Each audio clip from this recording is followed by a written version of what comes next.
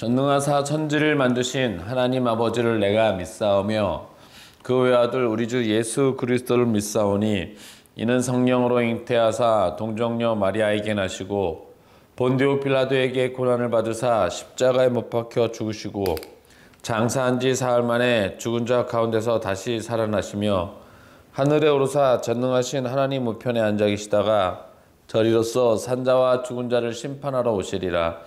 성령을 믿사오며 거룩한 공회와 성도가 서로 교통하는 것과 죄를 사하여 주시는 것과 몸이 다시 사는 것과 영원히 사는 것을 믿사옵나이다. 아멘. 오늘 여러분들과 함께 나눌 말씀은 신명기 18장 1절부터 14절까지의 말씀입니다. 제 18장 레위 사람 제사장과 레위의 온 지파는 이스라엘 중에 분깃도 없고 기업도 없을지니 그들은 여호와의 화제물과 그 기업을 먹을 것이라. 그들이 그들의 형제 중에서 기업을 가지지 않을 것은 여호와께서 그들의 기업이 되심이니 그들에게 말씀하심 같으니라. 제사장이 백성에게서 받을 몫은 이러하니 곧 그 드리는 제물의 소나 양이나 그 앞다리와 두 볼과 위라.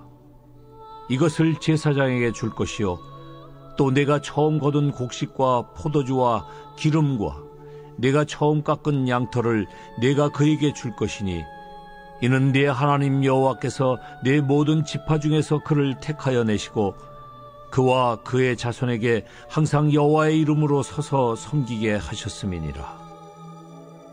이스라엘 온 땅 어떤 성읍에든지 거주하는 레위인이 간절한 소원이 있어 그가 사는 곳을 떠날지라도 여호와께서 택하신 곳에 이르면 여호와 앞에 선 그의 모든 형제 레위인과 같이 그의 하나님 여호와의 이름으로 섬길 수 있나니 그 사람의 몫은 그들과 같을 것이요 그가 조상의 것을 판 것은 별도의 소유이니라. 내 하나님 여호와께서 내게 주시는 땅에 들어가거든 너는 그 민족들의 가증한 행위를 본받지 말 것이니 그의 아들이나 딸을 불가운데로 지나게 하는 자나 점쟁이나 기륭을 말하는 자나 요술하는 자나 무당이나 진언자나 신접자나 박수나 초혼자를 너희 가운데 용납하지 말라. 이런 일을 행하는 모든 자를 여호와께서 가증히 여기시나니 이런 가증한 일로 말미암아 내 하나님 여호와께서 그들을 내 앞에서 쫓아내시느니라. 너는 내 하나님 여호와 앞에서 완전하라. 네가 쫓아낼 이 민족들은 기륭을 말하는 자나 점쟁이의 말을 듣거니와 네게는 네 하나님 여호와께서 이런 일을 용납하지 아니하시느니라. 할렐루야 성도 여러분 반갑습니다. 오늘 이 새벽에 인터넷으로 예배드리는 여러분들의 삶 속에서 하나님의 사랑하심과 인도하심이 여러분들의 삶에 충만케 되어지기를 예수님의 이름으로 축원합니다. 오늘 우리가 같이 나눠볼 18장의 말씀은 16장에 연이어서 계속적으로 지도자들에 대한 이야기들을 말씀하고 있습니다.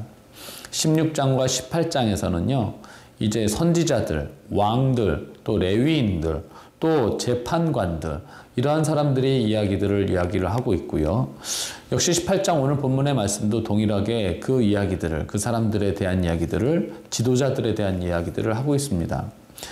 18장에서는 특별히 두 부류의 사람들을 이야기를 합니다. 첫 번째로는 레위 사람들이고요. 두 번째로는 예언자나 선지자들에 대한 이야기들을 하고 있습니다.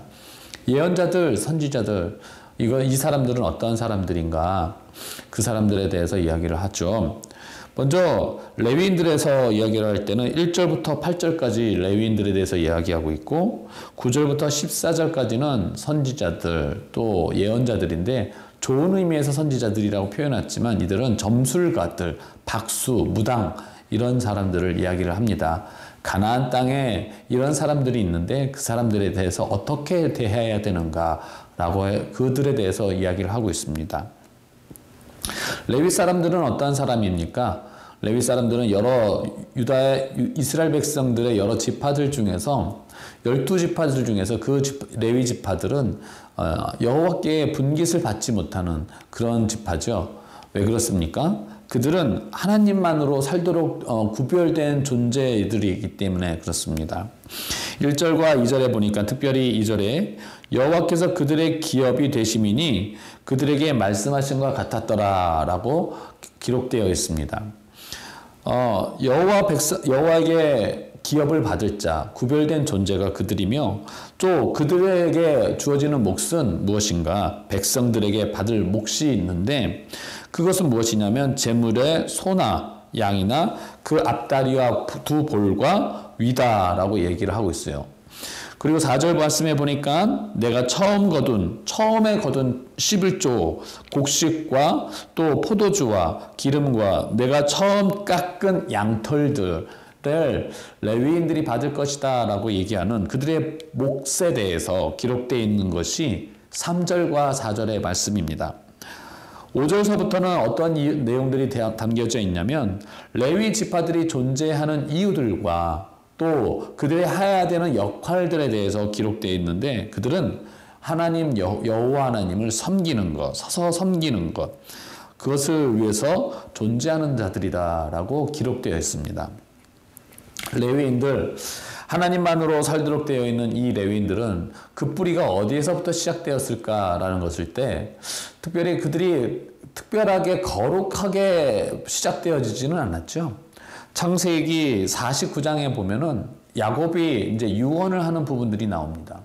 야곱이 유언을 할 때에 시므온과 야곱에게 있어서 유언을 하는데 특별히 창세기 49장 7절 말씀해 보면 그 노여움이 혹독하니 저주를 받으려니요 내가 그들을 야곱 중에서 나누며 이스라엘 중에서 흩으리로다 라고 할 정도로 저주를 내리는 부분들이 있죠.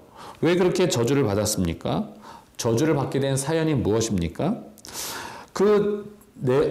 자녀들 중에서 친남매 중에 디나라는 딸이 있었습니다. 이 디나는 세겜 지방의 세겜이라는 사람에게 겁탈을 당합니다. 그래서 이에 대해서 보복을 하기 위해서 시몬과 또 레위가 실제 이름이죠. 또 지파의 이름이기도 하지만 시므온과 레위가 이 디나를 겁탈한 세겜 사람들을 이제 보복하기 위해서 계략을 짭니다. 그래서 보복하려고 갈 때 세겜 사람들이 디나를 자기를 달라라고 얘기를 하죠. 그럴 때 시므온과 레위가 너희가 우리와 내 딸 우리 동생 디나와 결혼을 하려면은 우리 민족과 혼인을 하려면은 할례를 받아야 된다라고 합니다. 그럴 때 할례를 받을 때 시므온과 레위가 세겜 지역에 있는 사람들 전부 피바다를 만들게 되는 사건들이 일어났죠. 꼼짝도 못하는 이 세겜 사람들에게 좀 안 좋은 계략을 통하여서 그렇게 몰살시킵니다. 이에 대해서 이 사건을 두고 야곱이 굉장히 안 좋게 생각을 합니다.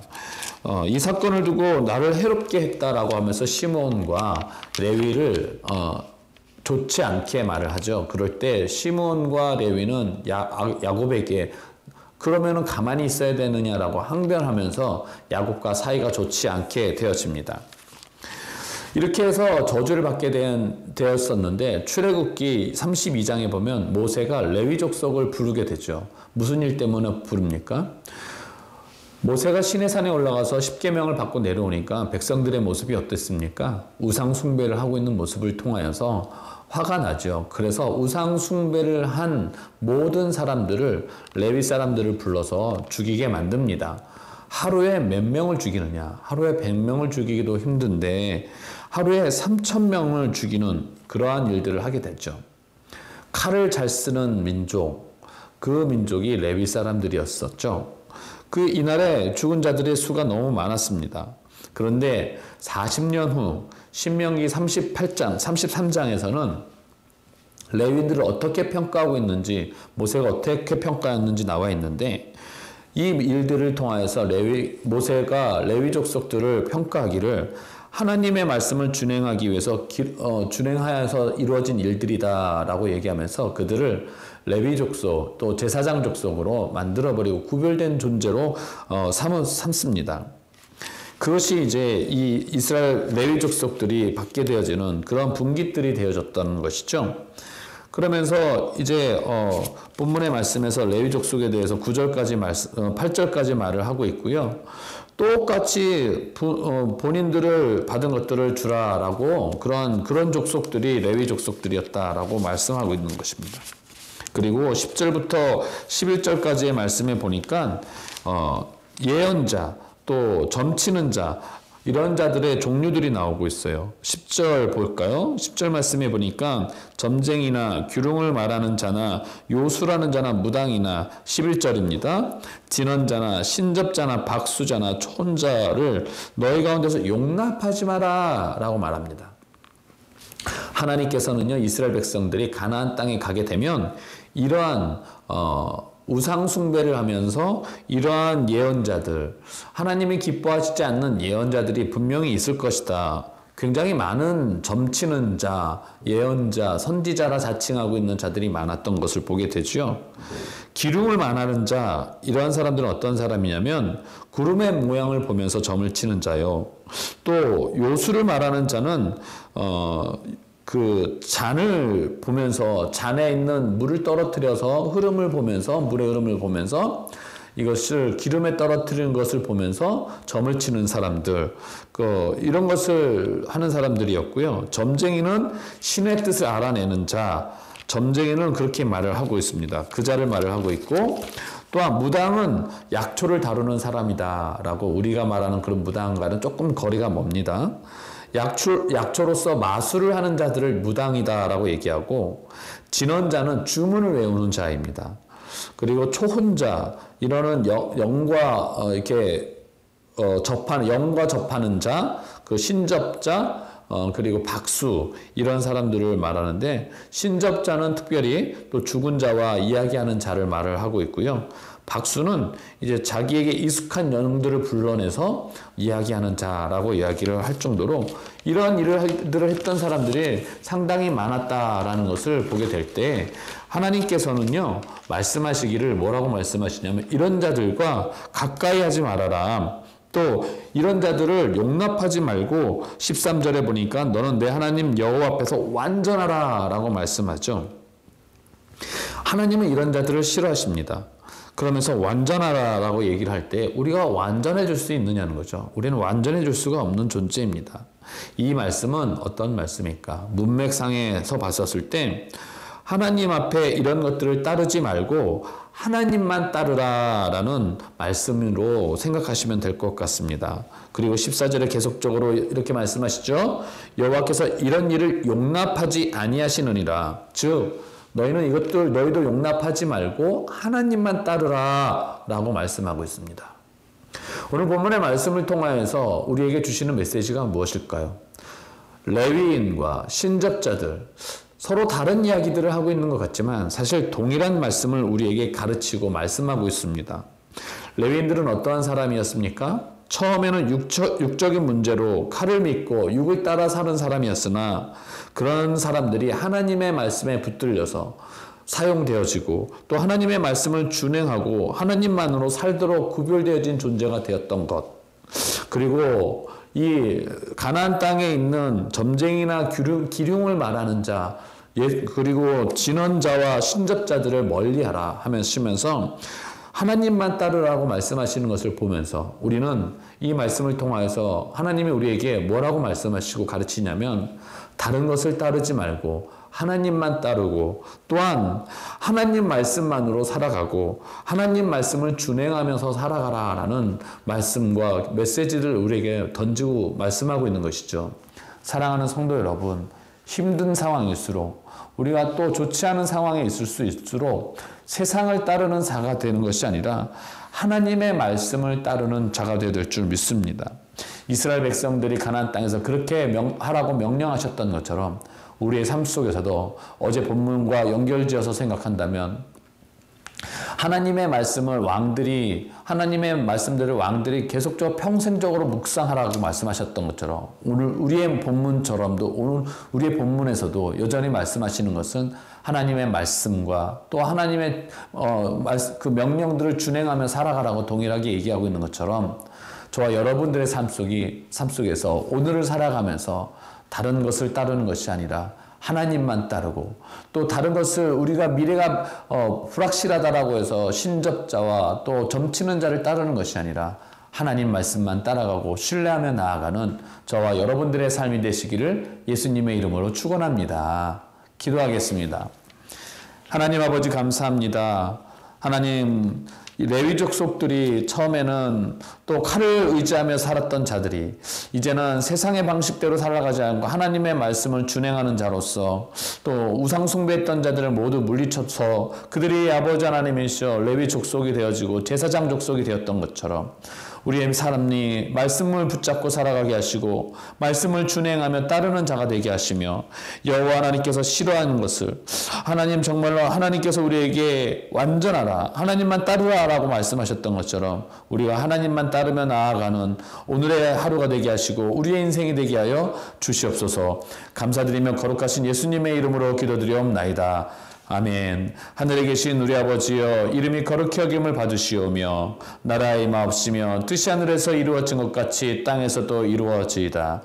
오늘날 우리에게 일용할 양식을 주옵시고 우리가 우리에게 죄 지은 자를 사하여 준 것 같이 우리의 죄를 사하여 주옵시고 우리를 시험에 들지 말게 하옵시며 다만 악에서 구하옵소서. 대개 나라와 권세와 영광이 아버지께 영원히 쌓옵나이다. 아멘. 이 시간 다시 한번 통성으로 기도하며 나갔으면 좋겠습니다. 오늘 말씀을 생각하시면서 우리가 하나님 말씀만 따르고 준행하는 자가 되게 하여 주옵소서. 우리의 믿음이 흔들리지 않게 해주십시오. 기도했으면 좋겠고요. 우리가 이제 계속적으로 무너져 있는 영역들이 세워질 수 있게 해달라고 2020년들은 우리의 무너져 있는 것들이 세워지는 축복이 있게 하여 주십시오. 또 환우들과 선교사님들을 위해서 또 담임 목사님을 위해서 우리 주여 한 번만 외쳐 통성으로 기도하며 나가겠습니다. 주여! 하나님이여 감사합니다. 이 시간 우리가 하나님 앞에 간절히 기도하고 기도하는 것은 이제 아버지 하나님 우리가 하나님 말씀을 준행하며 따르는 자가 되게 하여 주옵소서. 우리의 심령이 주님 앞에 붙들림 받게 하여 주시옵시고 또는 우리의 영역이 우리의 무너져 있던 영역들이 이 나라와 교회와 다음 세대들과 가정들이 무너져 있던 것들이 우리의 신앙이 다시 한번 회복되어지는 축복이 있게 하여 주시옵소서.